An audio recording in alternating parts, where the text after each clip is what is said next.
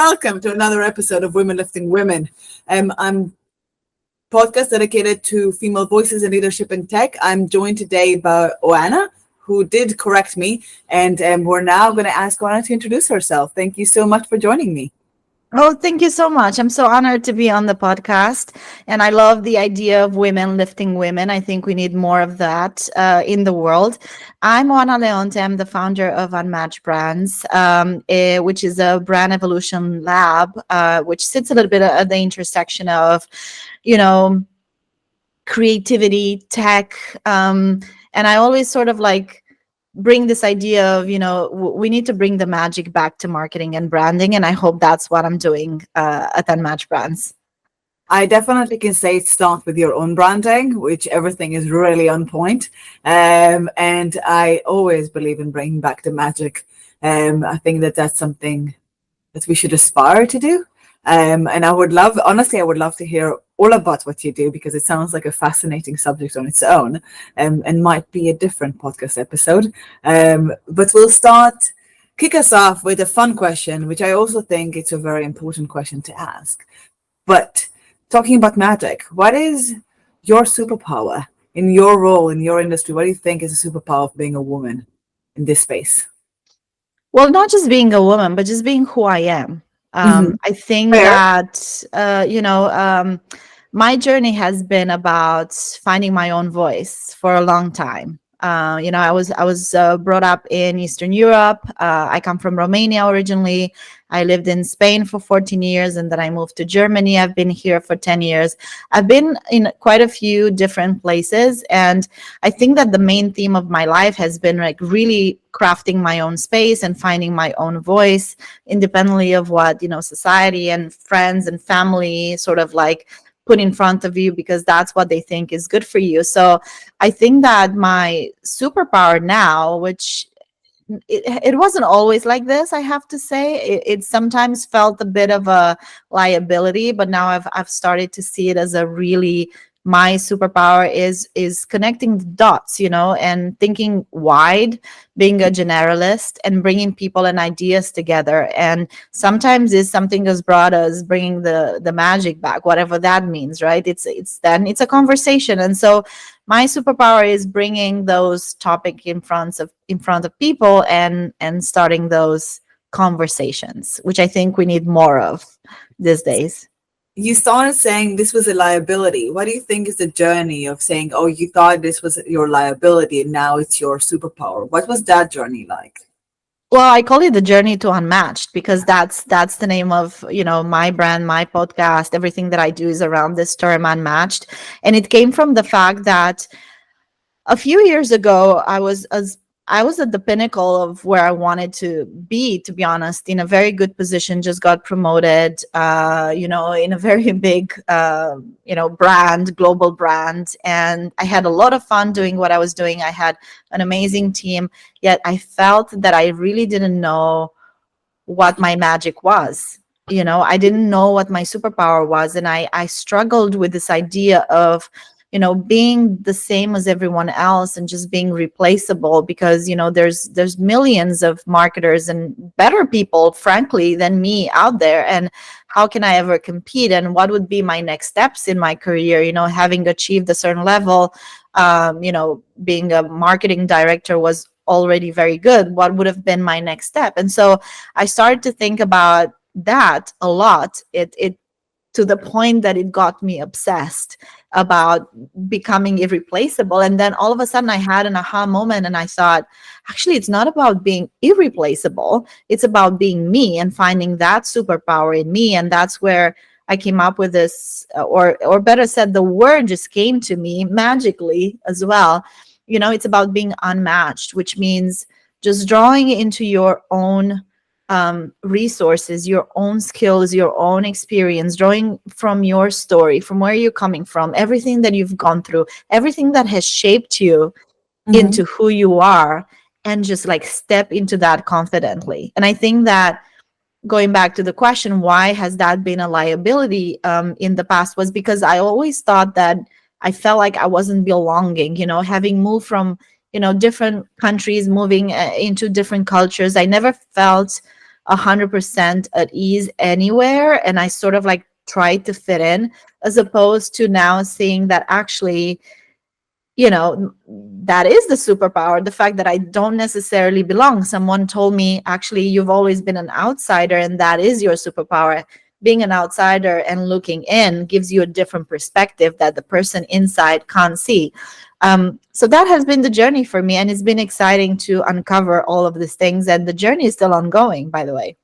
I mean, always. And I can really relate to it. So I've moved around a lot myself. And both me and my partner are from different parts of the world.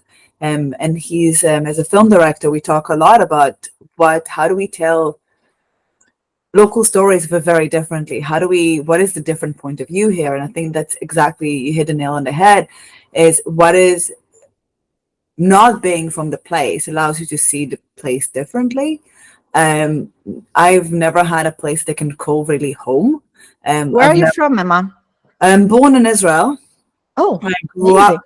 amazing. Grew up in between places, or like lived in several places, and I've lived in many places moving forward.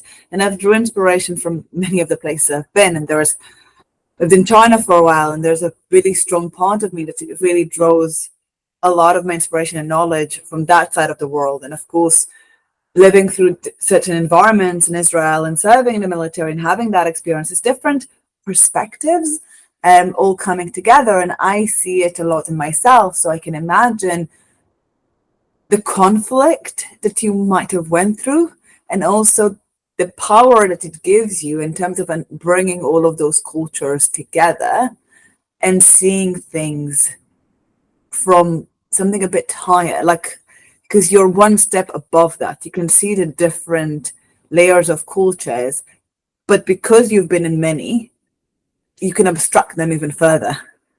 Yeah, Like, and maybe you'll resonate with this. I'm curious to hear what your experience has been. I think for me, while I was in that moment, I felt more the lack, right? The mhm. lack of belonging.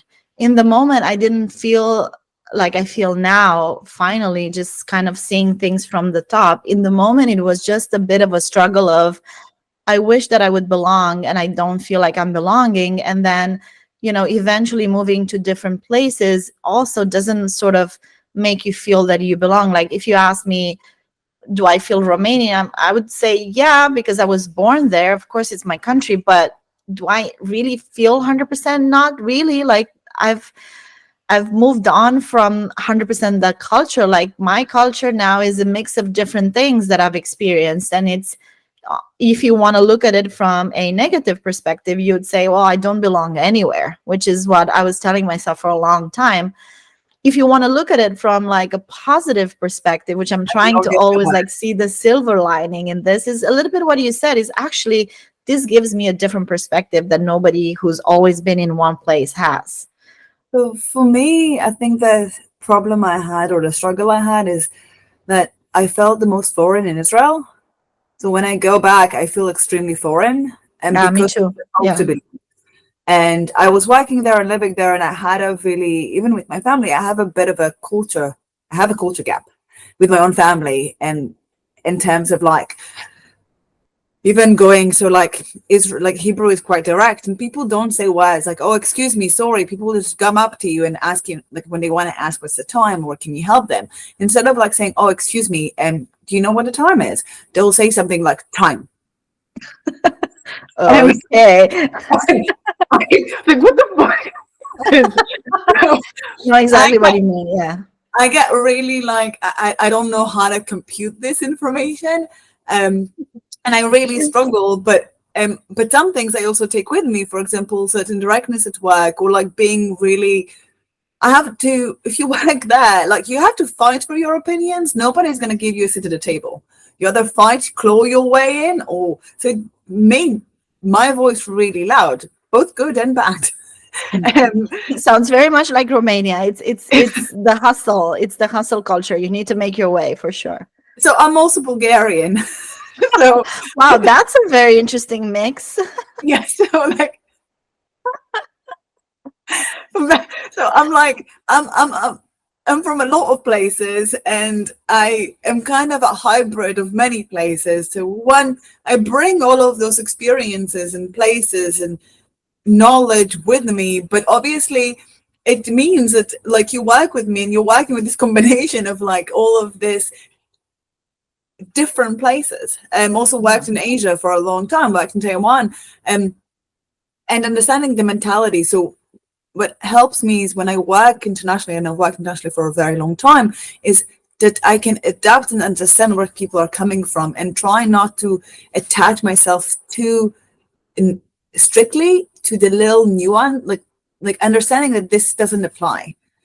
One, when they write an email and it says something that maybe it's not accepted here in the UK, they don't mean it in the same way. Same as I write, like I need to adjust because it's not a single narrative. Like there's all these Yeah. different meanings that we need to try to uncover. Um, but did it was a bit challenging living in a place where I'm supposed to belong and people telling me, why are you broken? Why are you like this? Was obviously a bit Well, you're painful. not broken. You are, as you said, I love the term a hybrid of many places. That kind of sums it up. And also what you develop by being a hybrid of many places is you develop empathy and understanding for the other people that are not like you, which is, which is super important because we are a global community right now. We're not as local as we used to be. We're not confined, to the territory where we were born. We can travel, we can exchange, and so that makes us, more exposed in a way, but also it gives us a huge opportunity for us to learn from others and understand that maybe our ways are not always the best ways, and there's always an opportunity for something different. Talking about that, that kind of touched upon my one of my questions about the strategies of collaboration and kind of working together. What do you think, and from your experience, what have been the best strategies, most effective in fostering that collaboration? I would say that has also been a journey for me, as you know, as I became a leader and started to have a team, and not only a team that would report to me, but also in stepping up and understanding that leadership is not about people reporting to you, but it's also about horizontal leadership or upwards leadership, in that you collaborate with many different stakeholders across the board, which can be, who can be higher up than you on the same level or lower than you. And collaboration really means collaboration with all those different stakeholders.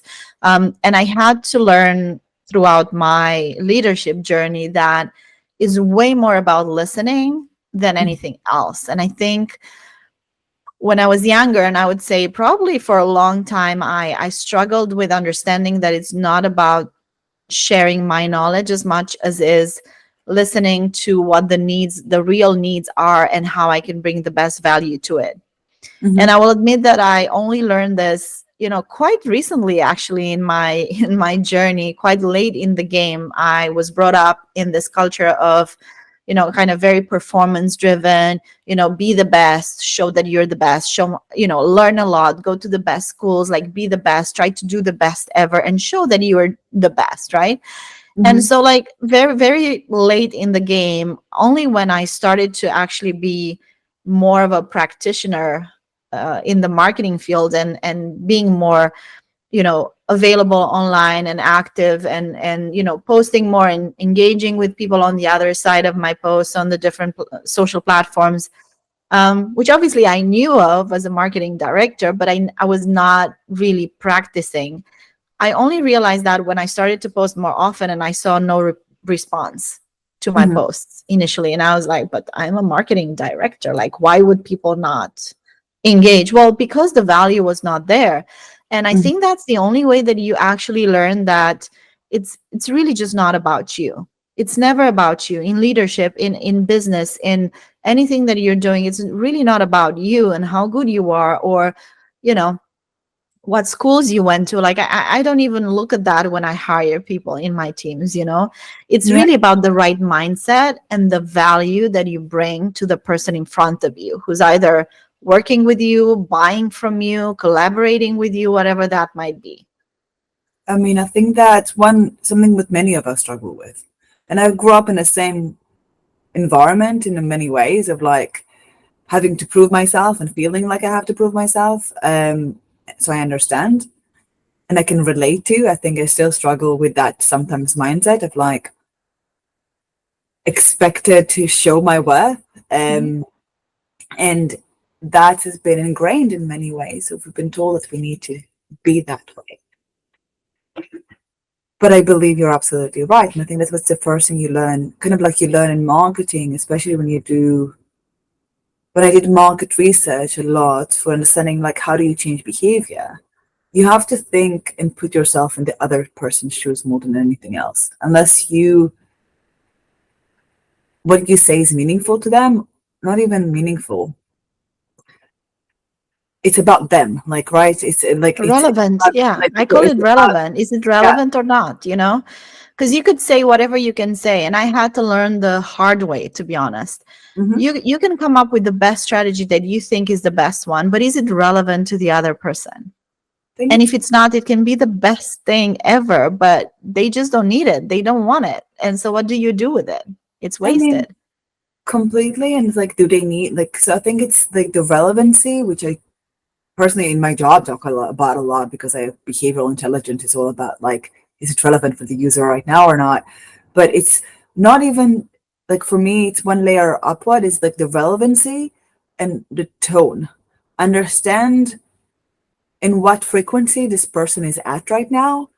Is it logical? Is it emotional? Like you need to also convey the message in a way that speaks to that frequency. At least that's my have been my experience.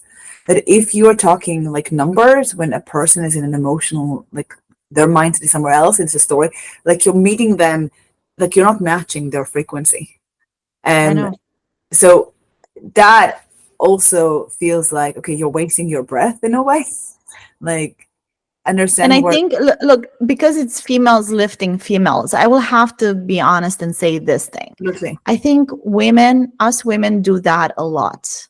Mm-hmm. We tend to overthink our value. Mm-hmm. And we think that we need to be more or better or different or definitely better than Yeah. everyone else, than men especially, so that we can compete. And that puts Mm-hmm. us in a place where we're not confident with our self worth and our unmatched value and that superpower that we talked about a bit Mm-hmm. earlier.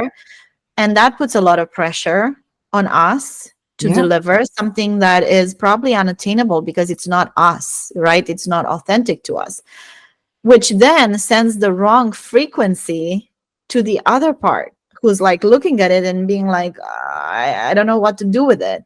That's Mm-hmm. why sometimes female leaders come across as too aggressive, too pushy, to this, to that, to the other side, because we're trying to prove ourselves all the time. And I think that we need to step out of it. I think that we need to find the thing that just makes us us and be so confident in that doesn't require us to defend or explain, you know, what that is. And I think also the other part is finding the right spaces where we belong. I think a lot of my struggle in my career has been in trying to fit spaces that were not made for me. Mm-hmm. And whenever you force that, it just doesn't work. It just creates more confusion for you. It creates frustration for you, for the other side, the people that work around you. And so, being so self-aware that A, you know who you are, and B, you find the right places for you, I think that would solve so many of the issues that we have as female leaders. I think I really agree, and I think there's a lot of merit. I will just add to that to some degree, absolutely, we need to stop feeling, and women in general feel a bit, it's more, they feel to justify and prove ourselves more and like make sure that we are worth is seen. On the other side, there is a perception issue, I believe, at least what I've seen, to some degree of the standards we put women versus men, and we will hear, and also as a society will hear the same message from a woman and a man, and we will perceive it differently just because of our own association of what female like females and males are supposed to be. And if, like, so there is also a societal, like, maybe set of expectations where we penalize women in some degree, for stepping out. Like, basically, there is a lot of videos of, like, the whole, if you're like, if you're a career woman, you're neglecting your kid. If you're a mother, you're neglecting your wife. Like, that constant. And I think that that's, to a degree, society put on women as well. So I can't say that it's completely with, like, I understand where it's coming from as well for women in general, that constant need to justify your existence because of how much we're judged. On the other hand, I agree with you that there is a lot can be resolved by finding our own confidence, because we can only change ourselves. We can't necessarily start. We can start by changing ourselves. Um, Yeah. Yeah, I see the point. I have to say, I have a little bit of a different mhm. opinion. Sure. Albeit, I will agree on a lot of things. I think that men and women are just not equal in terms of opportunity, Hmm. because I have two kids.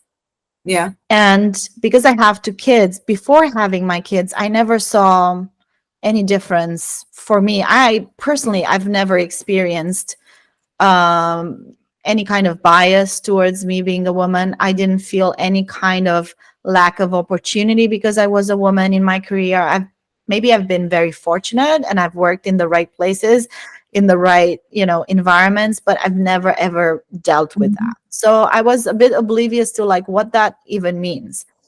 What I did learn when I had my kids was that you, as a woman, you have to make some really tough decisions. I think that's where it's at. As in, I made the decision to come back to work after 5 months of giving birth.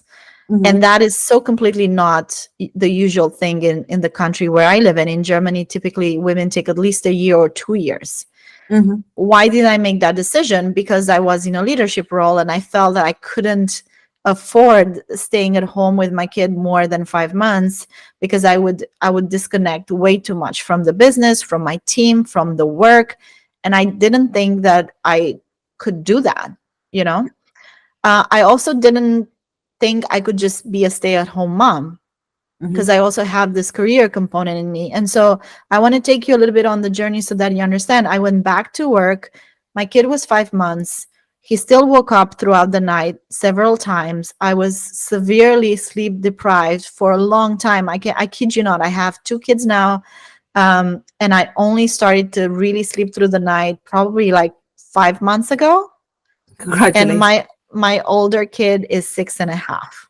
So for 6 years, I've been severely sleep deprived. Now, imagine what that does to anyone, any person, man or female, who is sleep deprived severely for 6 years. What does that do to your brain, and how does that affect your, cognitive and performance at work? I've been in meetings with my CEO where literally I had not slept through the night and I had a super bad meeting. I Hmm. wasn't great. I wasn't at the top of my game. And then another meeting where I said to my husband, is like, please, like, you take over tonight because tomorrow I have this really big meeting again with my CEO. And I slept and I was in such a different place. And so now, if you put yourself in the shoes of the other person in Hmm. that meeting, when you experience me in the first instance and you experience me in the second instance, what is the perception that you're getting? You don't know that I didn't sleep. You don't know that my kid was sick. You don't know all these things. You just see the performance. Yeah, but You I know what mean, I mean? And so I think that the judgment sometimes comes from ourselves, not also allowing us to just be imperfect. And I don't think, the perfection is what people require of us. It's just maybe more vulnerability, maybe more sharing what we're going through and more understanding. so I think it's twofold, really.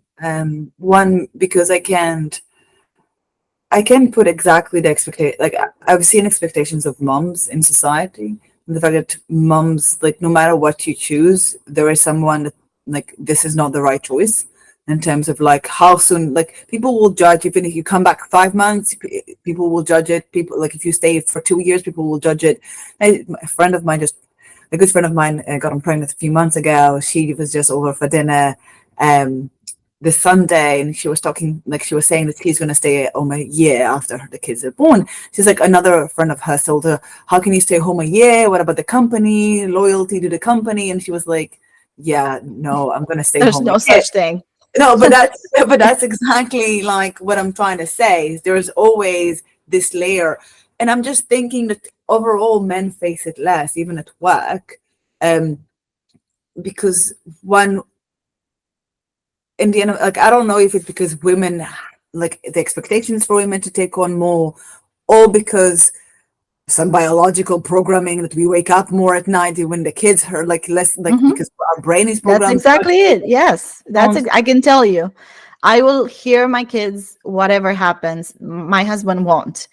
I I mean, know that yeah, and my it's not, it is very much biology, and I think this is is what we also biology. need to accept, it's a lot of biology, and it's also the fact that we were not, I don't know, like the human being wasn't born to sit in meetings all day. You know what I mean? Like it's a little bit like the natural flow of things has been altered, where the natural thing is for moms to be at home with a baby as long as possible and protect the baby, because that is our natural instinct. Instead, we're saying the less natural thing to do is say no, I'm going back to work after 2 months of giving birth. That's completely not natural. It is completely understandable and it's completely reasonable, but it's completely not natural, and so that creates friction. And women, because we feel guilty about leaving the kid, but we also need to go back to work, and there's this conflict. And so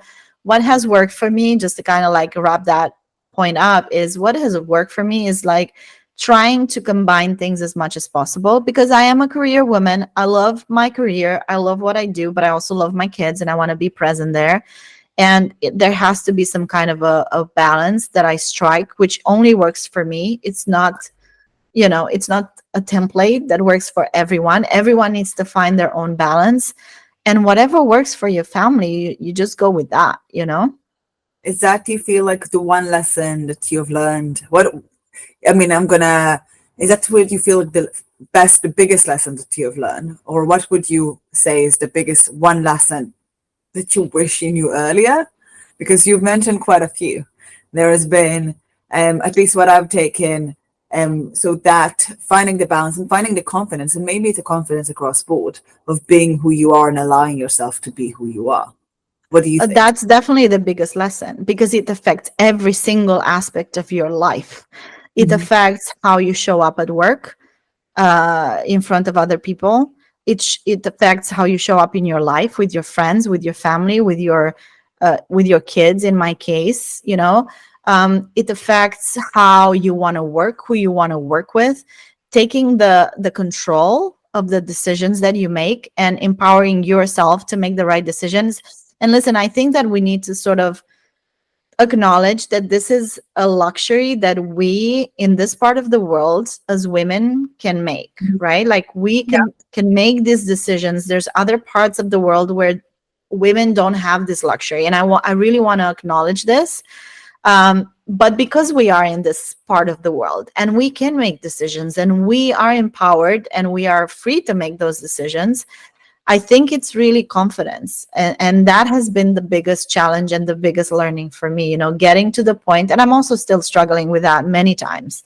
Hmm. I mean, it just happened this week, for example, with an instance that I just felt, oh, is this the right thing? Am I doing the right thing? And then I snap out of it, because once you learn to manage this and to understand your feelings and where those voices in your head are actually coming from, they're not coming from you. There's other people talking. What you've been programmed, people that in your past, in your family, whatever, have said to you that have made you to believe those things. Once you catch those things, you catch yourself thinking them, you can snap out of it and you can take control of the narrative, and so Hmm. that you can empower yourself to make the decisions that are best for you. Is that how you feel like you can also continue, like kind of like continuously growing your professional growth, is that kind of like, if you had to see what allows you to ensure that you can continuously grow and continuously progress, is that, do you think, what helps power that, like It's that? the most crucial thing ever, at least for me. Everyone deals with different things, right? Like maybe you don't deal with self-confidence in the same way that I do and other people, but in my case, I think that is the most crucial aspect that I always have to work on and improve on and get better at. Everything else I can do. I can do anything I want. Like I'm a great listener, I'm a great learner. I am great at being adaptable. I'm super flexible. I can do a lot of things, honestly, in from like a professional perspective. I'm a generalist, so I could do a lot if I wanted to. But the one thing that is always blocking me or has blocked me in the past was self confidence. The Mhm. fact that you just kind of acknowledge who you are, what you're really great at, and what is it that you actually want to do, and do more of that, as opposed to things that you think are the right things for you to do, but you actually don't want to do them. And so you're going to block yourself from being great at them because that's not what you really want to do. So I was kind of fortunate in that part, in my sense, because um I don't know, like in my side, from my first job, I just really didn't like some parts of it. So what I've learned to do is automate everything I don't like to do, Yeah, that's as much as the beauty possible. of it. Automate as much as anything I dislike doing, and focus on what I like. But saying of what you like, and I think that we can finalize, I would love to hear, what do you think is next? What do you want to do more of? um What do you love about your job? Well, now I'm in a new role, right, as the founder, and that is a transition period that I'm in where I'm discovering the things that I'm really good at and the things that I'm not as great at that I need to delegate. And Yeah. that is the biggest part of the journey, is in acknowledging, knowing yourself so well so that you can do more of the things that you're brilliant at, that really bring value because of who you are, and that bring the business through the skill and through the superpower, but delegating the things that you're just going to procrastinate and overthink, right? Because it's not your thing. That's the biggest thing that I'm going through right now, and I'm very excited about this. It's the most exciting part of this journey that I'm on, to stepping in more into my power, and trying to make that the lifestyle. How crazy is it? We trade our time for money for the longest time, and then all of a sudden you have the opportunity of doing what you love, and it sounds really good, but it's not as easy. Fun thing is, the first thing that I struggled with when I left my corporate role was to, like, how to organize my day, Mhm. because you come from a place where everything is set for you. You have different meetings back to back, and so you have to carve out little pockets of time for you to work on different things that you need, or do thinking and stuff like that. It's different challenges. When you're on your own, you're the one setting out the calendar, and it's not as easy as it seems. The first idea was, oh, how freeing that is. On the other side is like, oh, it's freeing, but it's also Addictive. daunting. Yeah. Where do you spend your time most valuably, right? And I caught myself with a lot of distractions that I'm now, like, trying to eliminate, and so on and so forth. So that's the exciting bit of the journey, that figuring it out, that thing of, oh, it isn't what I thought, it has to be this way, and solving, because that what life is all about. Life is not about executing. Life is about figuring things out and solving problems so that you can advance, right? So that's really what I'm most excited about right now. And a wonderful way to finish, the very like positive finish, and ending. So thank you so much for joining me, and thank you for listening. This is another episode of Women Lifting Women. For the full episode and many more, go to www.womenliftingwomen.io. And thank you again, Oana, for joining me. Thank you so much. It was really a pleasure.